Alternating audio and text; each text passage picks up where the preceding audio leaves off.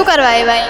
અહીંયા બાટલા માટે આવ્યા છે. બાટલાની અંદર ડિલિવરી તો આપતા નથી, નોંધાયેલું છે ને તો પણ અપાસ મહિનામાં અમને હેરાન પરેશાન કરે છે, પગમાં દુખાવો છે તો હવે ઘરે ઘરે નોંધાઈ કરો 25 દાડા સુધી, પછી તમારો ફોન તો સ્વિચ ઓફ બતાવે છે. કેવી રીતે નોંધવાનું તમારે? એટલે મહિનો ચાલે છે ને ગયા મહિને 11 તારીખે મારે ઘેર બાટલો આવ્યો તો અત્યાર સુધી બાટલો નહીં આવ્યો ને અત્યારે અમે કાલ રાત્રે 5-6 જણા ઘરમાં જે હતા ને બધાએ પીધા છે એને અપાસ રાખ્યા છે.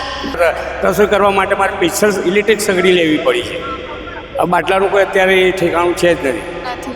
હા, લાઈનમાં બોલું તો આ લાઈનમાં ઉભા રહેવા મને થઈ જશે મારું કામ તો હું 1 કલાક 1.5 કલાક ઉભો રહું લાઈનમાં. સરકારે બહુ તકલીફ આપી છે બેન, બહુ તકલીફ છે. સરકાર તો એમ કે એવું કંઈ છે જ નહીં, ગેસની લાઈન જ નથી. ક્યાં નથી? આ બધી લાઈન છે. કેવાયસી ને પૈસા ભરી દીધા તો આ ચિઠ્ઠી બિઠ્ઠી બધું લઈને આવીશું, કશું કરતા નહીં, સાંભળતા જ નહીં. તહેવાર ચોકમાં તે ચાલુ નોકરીઓ અત્યારે આવ્યો. અત્યારે રિસીસનો ટાઈમ છે ને અમારે, એટલે રિસીસ પડે એટલી ટાઈમમાં મારે આવી પડે. નહીં આ એમ કહે છે આ લોકો કે ત્યાંથી આવશે એટલે આવશે. હવે શી ખબર, આપણને ખબર પડતી નથી એટલી બધી. આ લોકો સાચા કહે છે કે ખોટી વાત કહે છે. તો પૈસા ભર્યા તો અમને બાટલો આપતા નથી. હા, જણ કહે છે કે મોદી એમ કહે છે કે બાટલા બહુ છે, આજે સ્ટોકમાં બહુ છે, પણ કશું આવ્યું જ નથી હજુ. બાટલો ના આવે તો રાંધીએ કેવી રીતે? અત્યારે કોઈ આ બાટલા ના આટલી તકલીફ છે, કોઈ પાડોશી કે કોઈ સગાવાળા કોઈ બાટલા આપતા નથી અમને.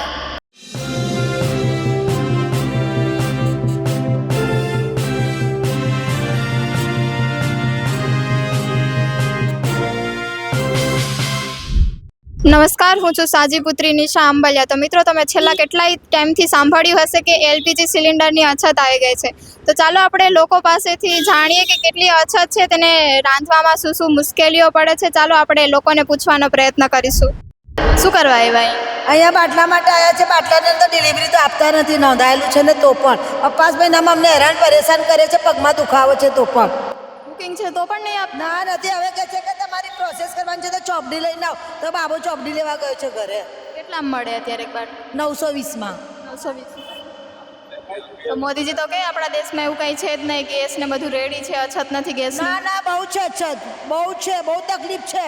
સરકારે બહુ તકલીફ આપી છે બેન, બહુ તકલીફ છે. સરકાર તો એમ કે એવું કંઈ છે જ નહીં, ગેસની લાઈન જ નથી. ક્યાં નથી? આ બધી લાઈન છે. તમે ફોટા પાડીને જોલો ને કે લાઈન છે કે નથી લાઈન. કેટલા દિવસ તમે અહીંયા ઊભા છો? હું તો બીજી વાર આવી. બીજી વાર? હા. તો પણ હજી નથી મળી. ના, ક્યારે મળશે? શી ખબર. હવે અંદર જઈને ચોપડી લઈને જવાની છે, કહેશે કે ક્યારે મળશે બાટલો. કેટલા દિવસ છે તમારે બાટલો ખતમ થઈ ગયા? મારા મહિનો ઉપર ચાલે છે. ફેમિલી નાની છે, અમે 4 જણા જ છીએ એટલે. પણ પહેલાં તો રેગ્યુલર પડી ગયો તો હમણાં બહુ પરેશાન થઈ ગયા છે. મારે 5 મહિનો છે ને અમે પરેશાન છીએ બેન. રમજાન મહિનામાં આવી તકલીફ ના પોસાય જરા પણ. શ્રાવણ મહિનો હોય કે રમજાન મહિનો હોય, પોસાય આવી તકલીફ? મોંઘવારી વધી ગઈ એવું લાગે એલપીજી? આ તો બહુ વધી ગઈ છે. સિલિન્ડરના ભાવમાં વધારો થયો એવું લાગે? 60 રૂપિયા વધારો થયો ને કે 80 રૂપિયા થયો? 60 રૂપિયા. અહીંયા બાટલો લેવા આવ્યા. બાટલો બુકિંગ કરાવેલું અગાઉથી? બુકિંગ કરાયો તો કે ઘરે વારે તમે બુકિંગ કરો એટલે તમારું નોંધાઈ જશે એમ કહે છે.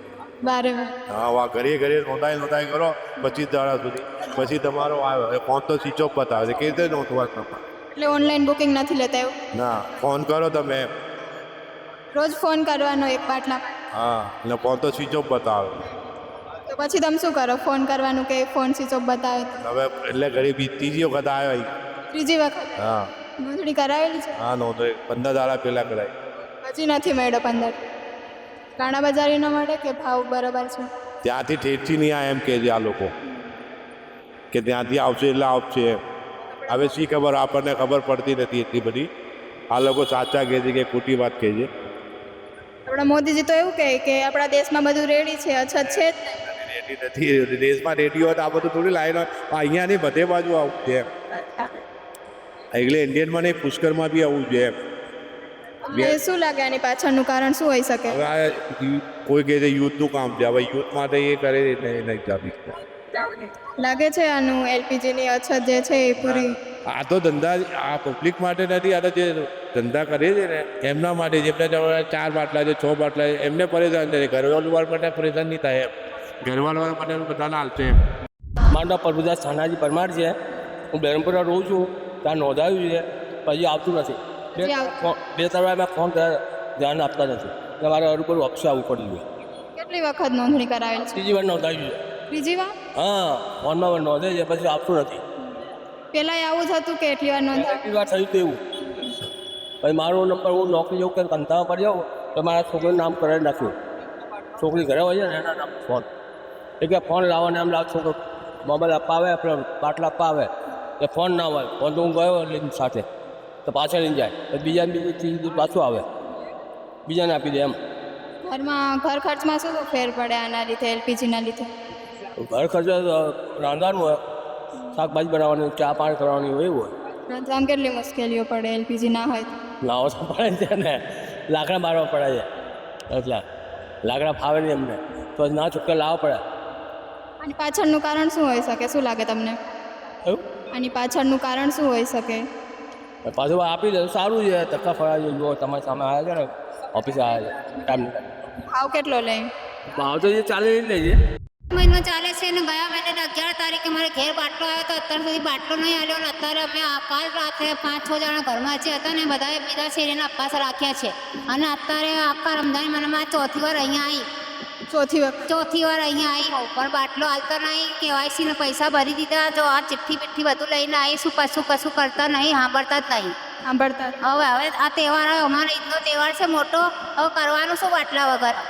અત્યારે અપાસ જો રાખ્યો છે ને શેરી વગરનો રાખીને આવ્યા છે અમારા છોકરાને.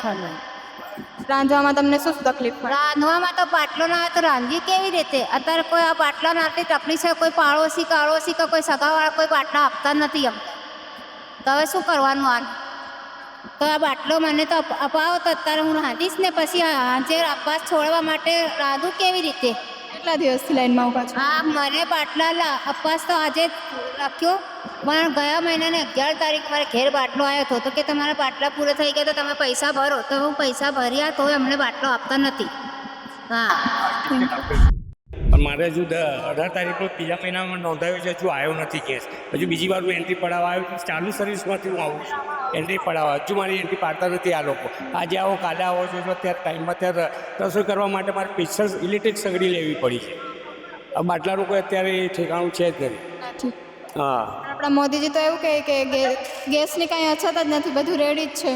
મોદીનું કહેવું એમ છે કે ગેસના બાટલા તો આજે સ્ટોકમાં બહુ છે પણ ક્યારે આવે છે હજુ આવ્યા જ નથી. દરેક જણ કહે છે કે મોદી એમ કહે છે કે બાટલા બહુ છે આજે સ્ટોકમાં બહુ છે પણ કશું આવ્યું જ નથી હજુ. એ તો એવું કહે કે અછત છે જ નહીં તો પછી આ લાઈન શેની લાગે? એ લાઈન શેની લાગે છે કે કેવાયસી નથી કર્યું એ લોકોની લાઈન લાગે છે. કેવાયસી ના હોય તો ના મળે? ના મળે.